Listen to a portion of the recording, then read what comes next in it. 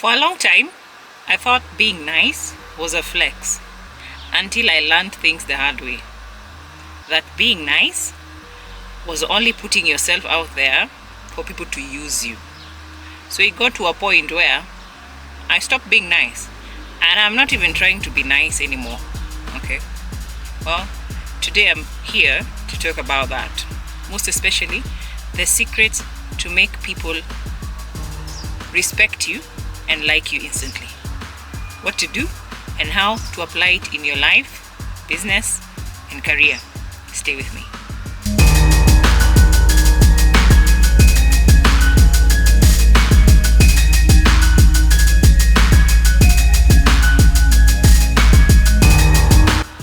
Hi, I'm Miss Mithathi and welcome back to my channel. If this is your first time seeing me, welcome. Please like, subscribe, comment, share, and also don't forget to turn on the notifications bell so that you are informed once I upload another new video. Also, by liking and commenting, it helps the algorithm push my videos to other viewers. And to my returning subscribers, welcome. Today I'm talking about making people respect you instantly, okay, and like you. Being nice has nothing to do with it. I'll start with how to make anyone respect you instantly. 1. Stand tall.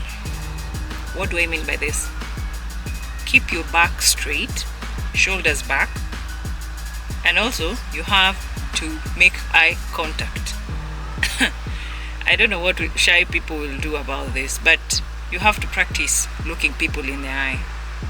And this is because it shows that you're confident in yourself. Stop this ideology of always looking away. When someone looks into your eye, you look away. No, you practice being stern. You look them in the eye. This helps boost your confidence. Second, you need to learn to speak slowly and clearly. Have you met people who are always in a rush to speak, like there's like 1,000 words coming out of their mouth? They're in a rush. You wonder where are they going? Are they late for something, or they don't pause when they speak? So learn to pause. Take a moment, breathe.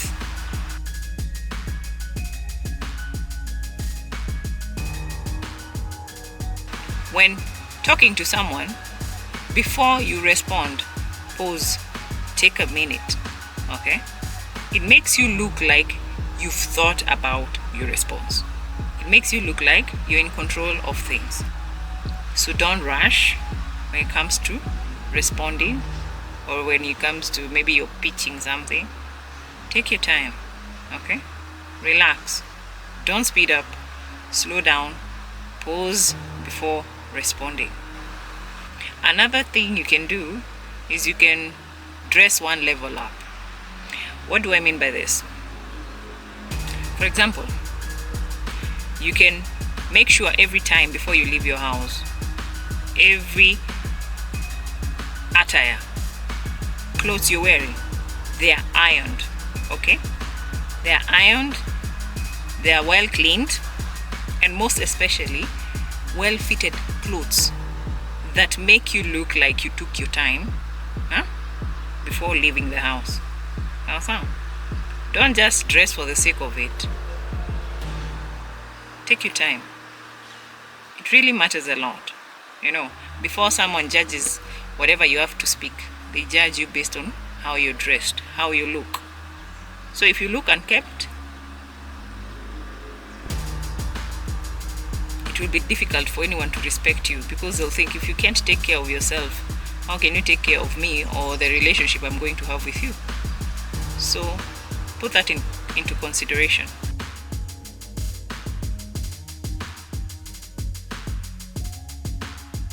Another thing you need to do, or you need to stop doing, is to over-explain yourself. When you meet someone, stop trying to over-explain yourself. Okay? Make your point, say whatever it is that you're saying, and leave it at that. unless they ask for an extra, for you to explain or to break it down for them. Avoid going in too deep. Just say what you mean briefly. Okay? A lot of people actually nowadays don't even have the time. So the more you explain yourself, it makes you look like you don't trust yourself, or it just makes you look like you're unsure. Huh? And nowadays, the more you try and convince someone or over explain, they feel like it's like your self-esteem is low. You don't believe in yourself. So avoid over explaining yourself. Another thing that you need to do is to learn how to keep your word. Say things that you mean. There's people out here who just speak or talk for the sake of talking. Huh? And me, the way I listen to people, and then you, yeah, I'll listen to you, and then I'll wait for you to go against your own word. And that's it. Me, I'm done with you. By the time you try and figure out what happened, you go and figure out over there with your shadow.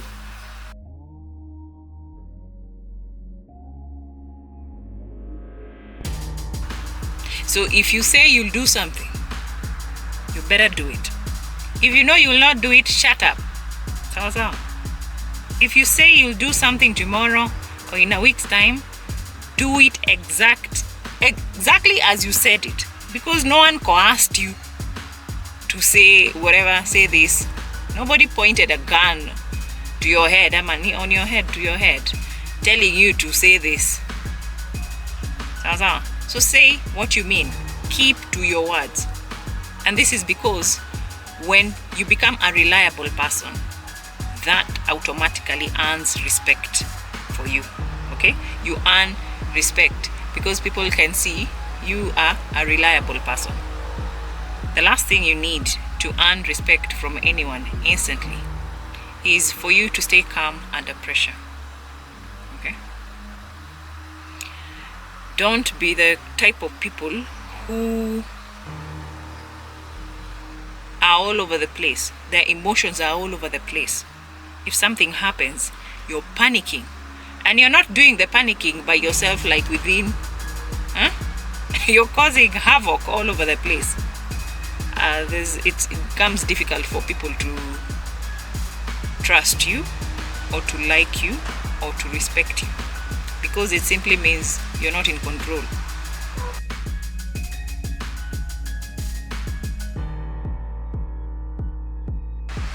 People like it when you are calm and you're in control of your emotions. Okay? Even if others are getting emotional, you should try and compose yourself. When others get emotional, you become steady. You are steady. Don't be fluctuating all over the place. You're high, you're down, When your emotions keep fluctuating, it means you're weak. So control yourself, because that signals strength. People want to surround themselves with strong people. So, don't be lied to. Nobody wants a weak person on their side. Don't be lied to. Especially when you want respect, weakness is not your best foot forward. Weakness is something you need to hide. By all means, I'm not saying being afraid is a bad thing, but sometimes it's nice to conceal. You hide it, okay? Especially if you're meeting people for the first, maybe in business, or in your career. Maybe you're trying to build a relationship. You have to be very, very, very calm under pressure, okay? You have to be in control of your emotions. Otherwise, if you're not, you're even giving these people you're interacting with the opportunity to play with your feelings, to play with your emotions. Because they've seen the buttons that they need to press. So protect yourself also.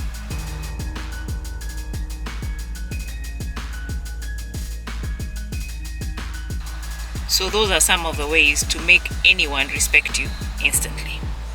Now, let me give you the secret to make anyone like you and respect you. Here's the secret. Make sure these people you're meeting or you're talking to, when you're having a conversation, ensure that they feel seen and they feel valued. And most especially without needing their approval.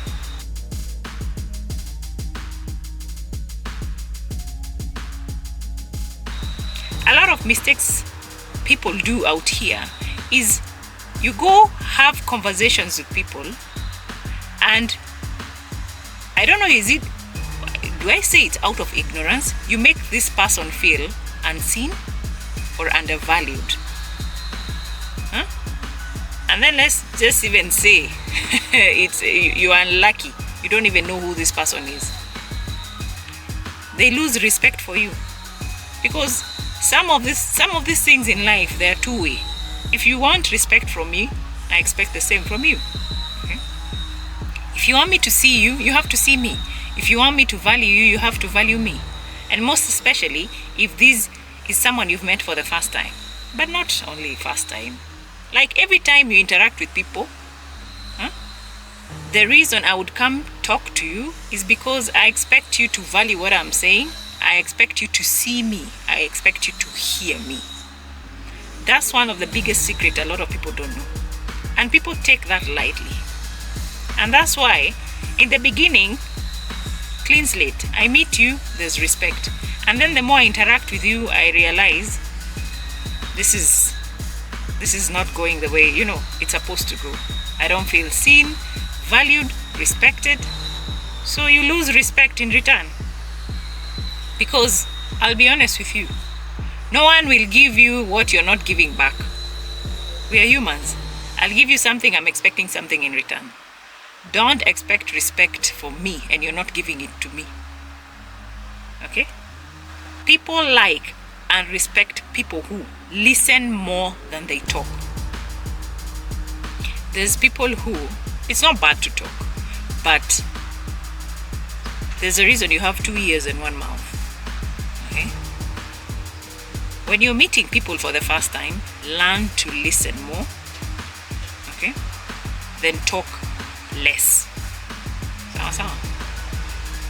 Especially when it comes to career, business, relationships, listen more, talk less. And when you're talking, you have to be, as I said, clear and slow.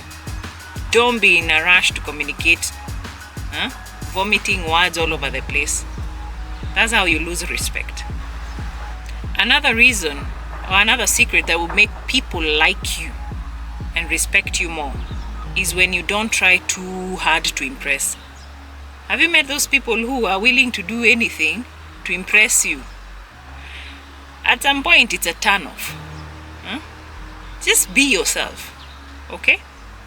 Be yourself. As long as you're clean, composed, you smell nice, you've taken care of yourself, you're not an embarrassment to look at. Sometimes even these things matter, the way you look like. Because I don't want to stand over there and you look shady or unkempt. I don't want to be seen with you. Okay? But at the same time, don't overdo it. Because nowadays, people are overdoing stuff. If it's perfume or, you're overdoing it. The moment maybe I even like your company, but you're overdoing your perfume and I'm too sensitive, it gives me a headache. Stop overdoing stuff like that, okay?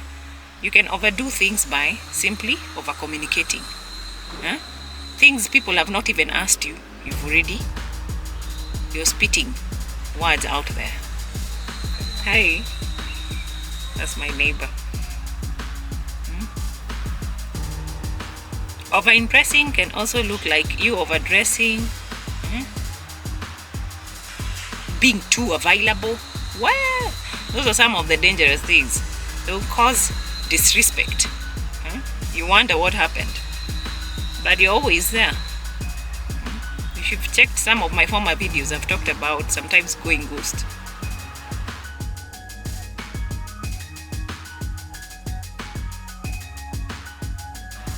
So don't try too hard be around some people, sometimes less is more. Another reason that will make people like and respect you more is when you treat everyone the same. Okay? It doesn't matter what anyone does, you respect them. Okay? You treat everyone equally. Whether one is a CEO, the other one is a cleaner. Whether one works white-collar job and the other one is a farmer. Whether I am a customer or a client and the other one is offering that service to me. Treat everyone with respect. But that's a mistake a lot of people do nowadays. I want to respect you based on the smell of your perfume. I want to respect you based on the car that you're driving. I want to respect you based on where you live. I can't respect you because you look like you're poor. I can't respect you because you're bargaining too much. That's wrong. That is wrong. Because we live in a world where some people are just living undercover, chini ya maji. You don't know who you're dealing with nowadays. So it's really, really in your best interest when you treat everyone the same. Sasa, because as I said, you don't know who the person you're dealing with is.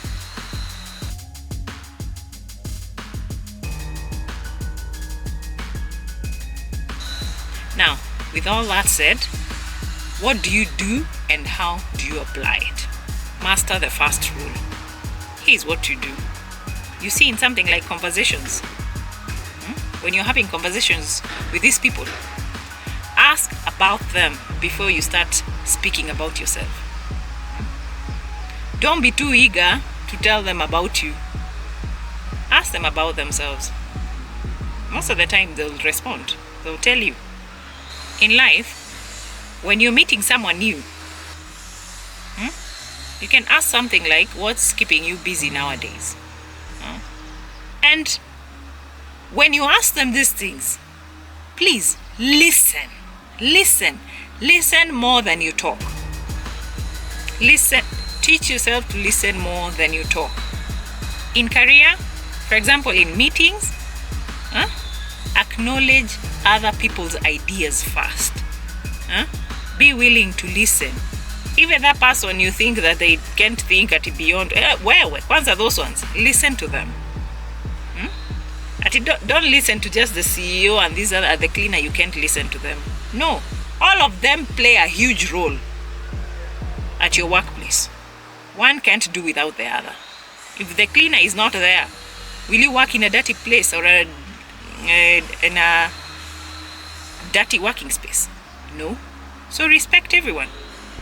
Listen to everyone's ideas. If one approaches you with a problem, listen. Okay? And when you listen, respond nicely. Okay? I've heard you, Sarah. We'll do something about that. Okay? I've heard you, sir. We are building on that.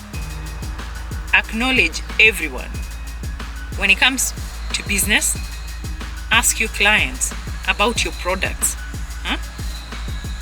If it worked out well for them, engage them. If it's a new product you want to introduce, ask them about your goals before you start pushing your products to these clients of yours. Okay? That's how you do it in life. As I said, you are someone. So what do you do in your free time? Engage.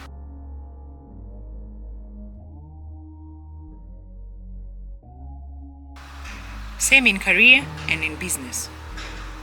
Okay? Remember, respect goes both ways. That's how. If you expect respect from them, you better respect them back. It works both ways. 2, use the mirror technique. How do you do this? This is simply you, like, for instance, match their tone. Okay? Or their mood. Okay, not mood, their tone. So match their tone, their energy, and their body language. Because someone can't be like, they have low energy and you're coming over here, you're super hyped up. You guys will clash. So So those are things you need to observe. In life, in real life, if someone speaks to you calmly, then it means you need to slow down. Okay? Calm down to their level. And that's why you're told, even when you're talking to a child, you cannot talk to them when you are up here and they're down there. Sometimes you have to go down to their level, look them in the eye, and talk to them from that level. Okay? Body language, energy, there's so many aspects, not just the ones I've mentioned. So it really depends on who you're interacting with, okay? And on what level.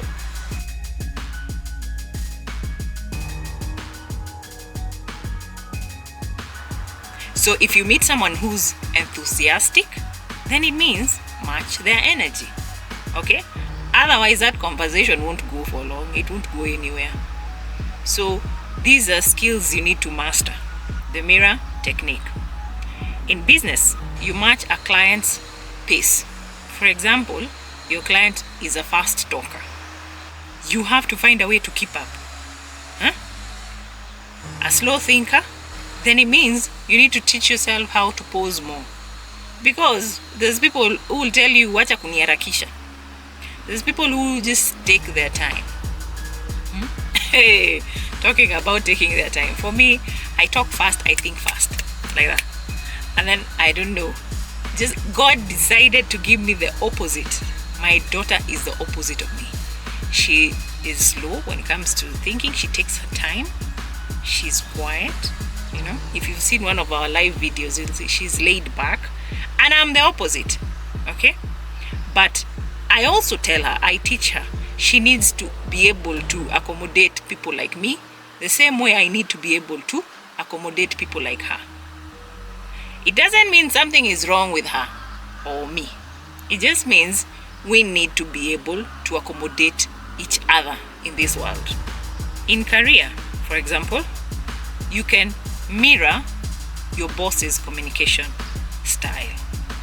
Okay? This is you being smart and observing. My boss is very brief. When it comes to communicating, my boss is very brief. He likes being brief. Now, that is not the time for you to go and give them a paragraph. You also have to be brief with this person. But you can be detailed if they ask you, or if over time you've learned them and you know that they prefer details. Okay? Another thing you can do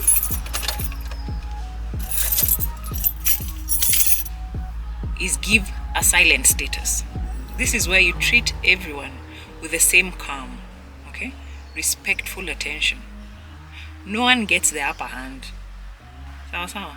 As I said, regardless of their title, regardless if someone is a cleaner, chef, waiter, CEO, boss, treat them with the same calm. People will respect you for that. And this can look like, in real life, give the waiter the same eye contact you give a CEO. Stop this thing of when you find someone who is highly ranked, you are favoring them, mama, you're changing who you are. Don't do that. When it comes to careers, don't kiss up to managers, supervisors, and then look down on, as I said, cleaners. That's wrong. You need to stop doing that. If you do that, it's a high time you need to stop. Because at the same time, you don't know who's observing you. Who's observing you? Huh? You might be working somewhere with someone, and then you're looking down at them. Yet you don't even know. Maybe this is the CEO's niece or nephew. Ama in future, you start dating someone and then you realize the person you are looking down on or upon is this person's relative. Protect yourself, okay? Respect everyone, regardless of their status, especially regardless of their financial status.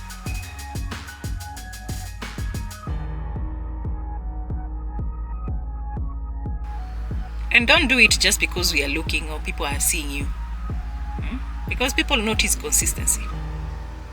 Also, if you treat someone because that is you've seen someone is looking, they'll notice, they'll know.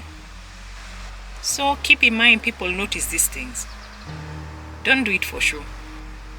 And in business, be as respectful and mindful to a small prospect the same way you are to a big prospect. You've not seen it.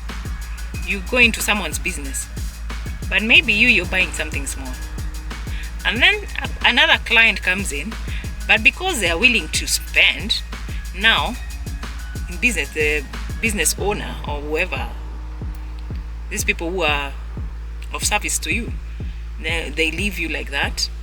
They first go cater to this big fish. That's wrong. Like on all levels, don't do that.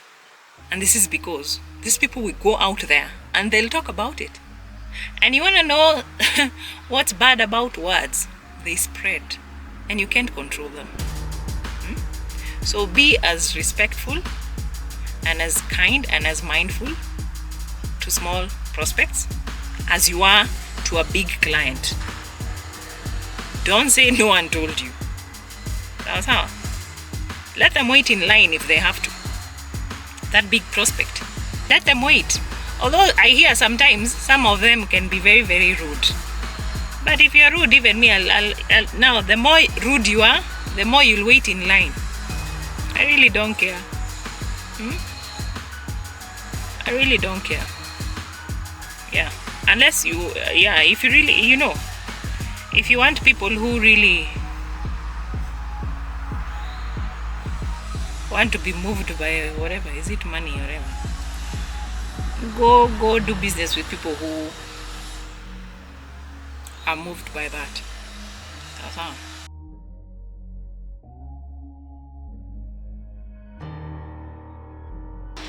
Another thing you need to do is to set boundaries immediately.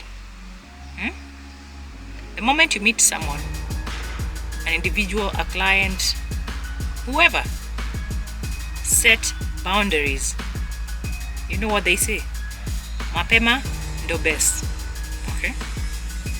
This can look like saying no, politely when needed, without, as I said earlier, over-explaining yourself, overextending yourself. Okay? If you feel the need to say no, say no. But you don't have to be rude about it. You can just be nice and polite about it. And let your no be no.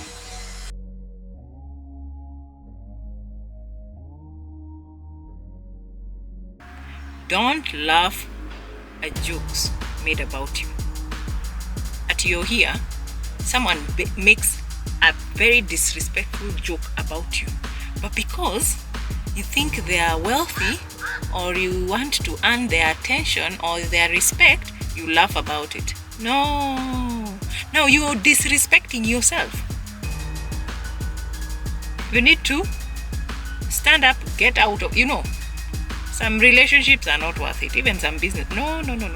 If we cannot respect each other, it's not worth it. Okay? So don't laugh at jokes that disrespect you. Say no and stand your ground. You don't have to be rude to match their energy. Lead them to their own foolishness.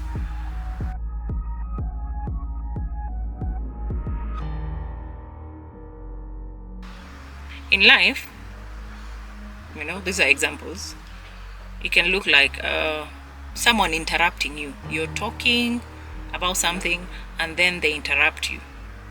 You can tell them, let me first finish what I'm saying, and then I can hear what is on your mind. Okay? If you don't do that, people will overstep your boundaries, especially if they feel like they are wealthier or they are better than you. So stick to your boundaries. Set boundaries and stick to them. In career, when you're overloaded, you can say something like, I can do this, but then it means something else will delay because I can't do everything all at once. Okay? Especially if you expect good results. So you ask, what's the priority? Don't go overwhelming yourself, pretending to be able to do something that you know that it will break you eventually. That's how you set up boundaries. In business, you can state payment terms upfront to avoid conflicts. Pay before delivery, something like that. Or something like, my rate is X and I require 50% upfront. Stuff like that. All those are boundaries that you set. Okay? And they apply in your life, in your personal life, in the streets, at home, in business, and in career. They apply everywhere. Okay? Because I'm sure you want to be respected everywhere you go. The last thing you do is that you show you remember. Okay? This is where you show you remember small details like names, places, and small details from past talks. Conversations you people have, you remember. Okay? Unless you have dementia. Is it dementia? Memory loss. Which now it makes it difficult for people to interact with you. But if they know that's a problem you have, a condition, that's a totally different thing. That's not what I'm talking about. Okay, we're talking about normal people. Okay, not that they're abnormal. We're talking about, the normal way of life. Okay? Show them that you remember things that they said. This makes people like you and respect you. Like in life, social life, you meet someone, you want them to respect you. You have a conversation. They talk about their daughter having a soccer game or something. Next time you meet them, you ask them, how did your daughter's soccer game go? That means a lot. Okay? You ask, you listen. A simple question, and then you listen to them. Let them talk more. Okay? They begin to like you. That way they respect you. So, in career, it can be something like when you're talking to someone, maybe you're working with your boss, you can mention, last time you mentioned the project deadline was tight. How is that going?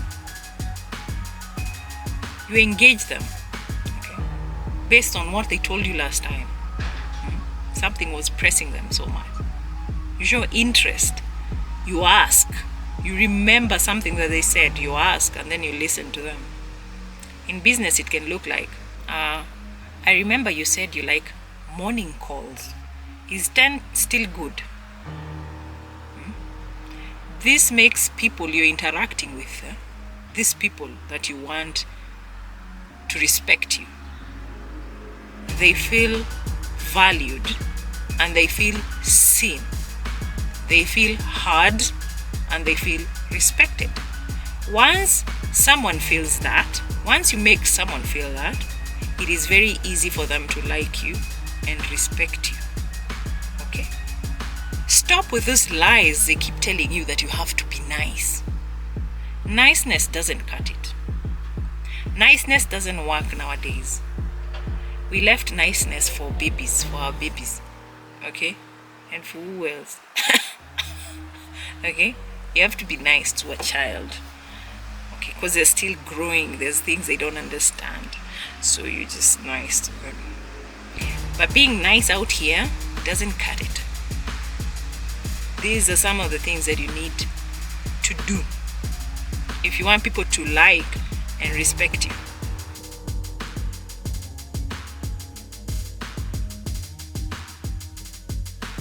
And another thing, you don't get respect by demanding for it, that you have to respect me. It doesn't work like that. And if you think it works like that, you need to wake up now, because it doesn't work like that. Amati, because you think you have money, now you deserve respect. My friend, come out. Respect goes both ways. And that's why, I've mentioned, even in business, you treat someone because you have a very big business. You treat a small client, a small prospect. Like you show them their money or whatever service they need from you, the amount they are paying is nothing to you, word will spread and you'll start losing clients. Because as I said, you don't know who is who. Nowadays, you don't know who is who. Okay?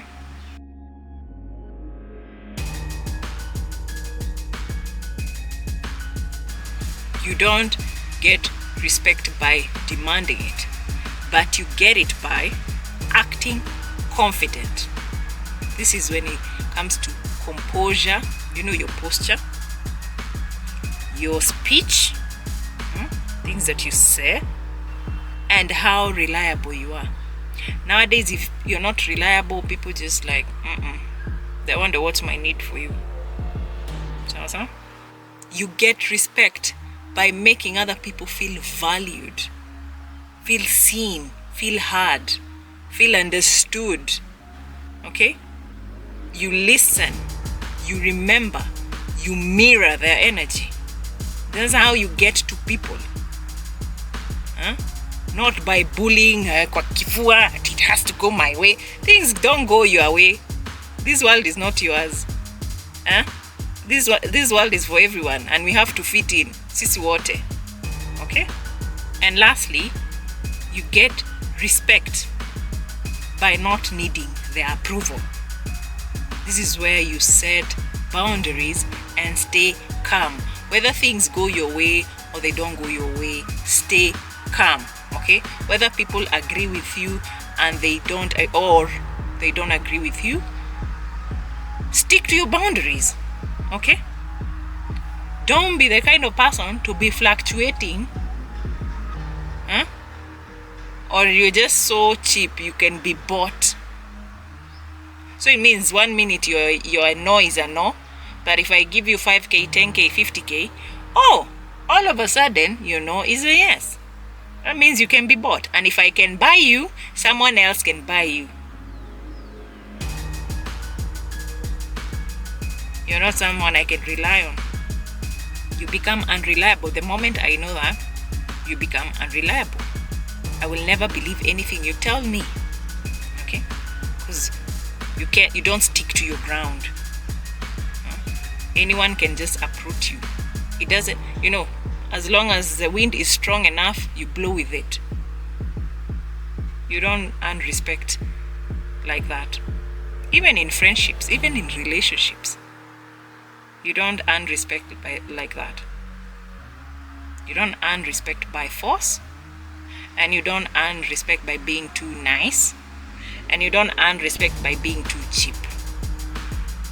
If you're being nice, too nice, and being cheap, people will use and abuse you and discard you. And that's the last thing you want people to do with you.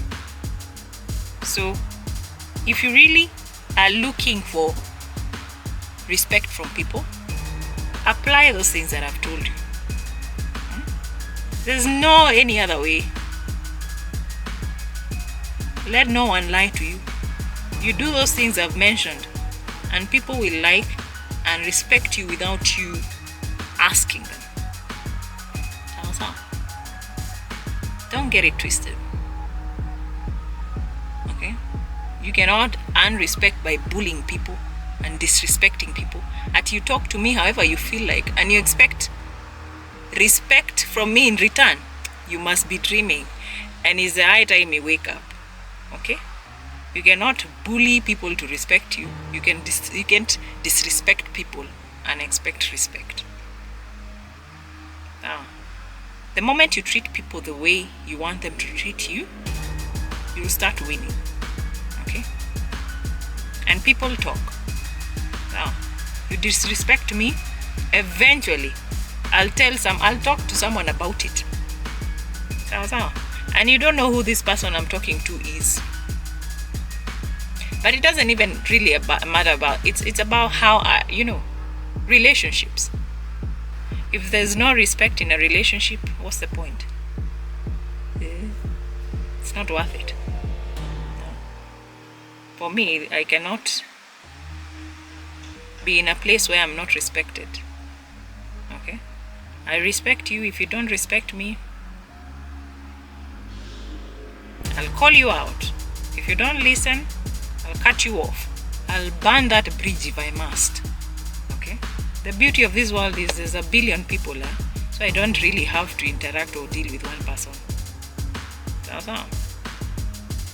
So be very careful about how you handle or you go about this respect thing. Okay? Treat everyone the same way you would want to be treated. Whether you're wealthy, even when you're wealthy, you don't want people to just like you for your money. You don't want people to be doing stuff for your money. Because shit happens when you least expect it. What if this money disappears? What if just something happens? Then what? Then the respect disappears. No, you don't want that. At the same time, treat people who are down there, with respect. Because you don't know anybody's tomorrow. Someone who's up there and you think you're respecting them, anything can happen tomorrow and they're just down. And the person you're disrespecting today, within 1 year, 2 years, they are in certain levels you cannot even comprehend. You just wish you were nice to them because that's the only relationship that would have actually helped you. But also at the same time, stop daydreaming about being nice. Stop being nice and being naive to people. Okay? It's courtesy. So. Yeah. If you decide to kiss everyone. The cleaners, the CEOs, and be like that to everyone. Okay? If you wanna be disrespectful to everyone. Stop being choosy. Okay? Yeah. Stop complicating yourself. Stop what's this name? Stop contradicting yourself. Okay? If you're a mean person, be mean. Okay? If you're disrespectful to everyone. Stand your ground. But don't be lukewarm. Even the Bible says God hates lukewarm people. Pick a side, choose a side. Well, I hope you've subscribed. Like this video, comment. I'll do my best to respond, and share. Turn on that notification bell so the next time I upload a new video, you're notified. I'm Miss Muitati, and I'll see you in my next video. Cheers.